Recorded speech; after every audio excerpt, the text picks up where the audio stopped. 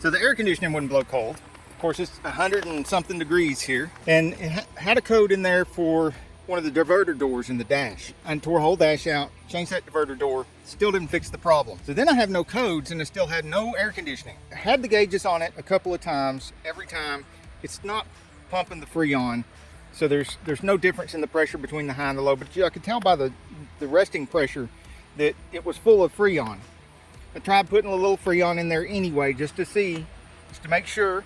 That didn't make any difference. I finally, just on the off chance, because you can't watch on the ends of these AC compressors, you can't watch to see if the compressor clutch is turning or not. You can't bypass the little wire and force it to turn to see if it's capable of pumping or anything like that, like you can with a regular air conditioner, because it's got an electric motor in there that turns the AC compressor, which is really preferable if you're sitting there waiting for your spouse in the car or something. You don't want the engine running, burning up gas.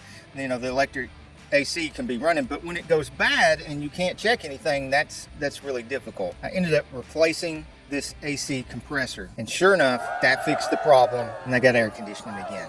Just wanted to share that with you in case you're having the same problem. Air conditioner won't blow cold. You put the gauges on it, it's not pumping anything, so it seems like it's not turning on the AC compressor. Check your codes first, because if you've got codes, then it's probably not this problem. But I had no codes. Replaced that diverter door into the dash. That was the only code I had.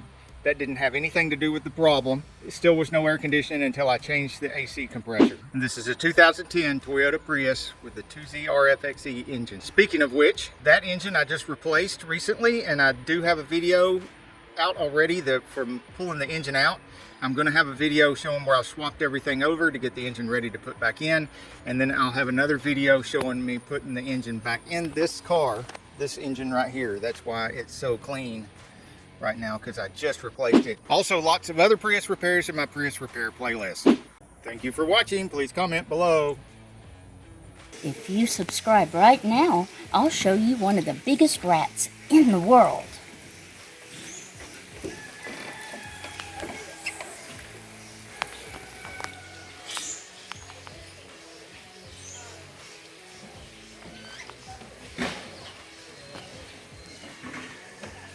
Hey, if you like this video, we got a whole lot more. We got tool reviews, we've got repair videos, we've got show car videos, hot rods, mod rods, you name it. If it's got wheels on it and an engine, it's probably on this channel. So subscribe, like, and binge watch Sane Auto. Binge watch Sane Auto.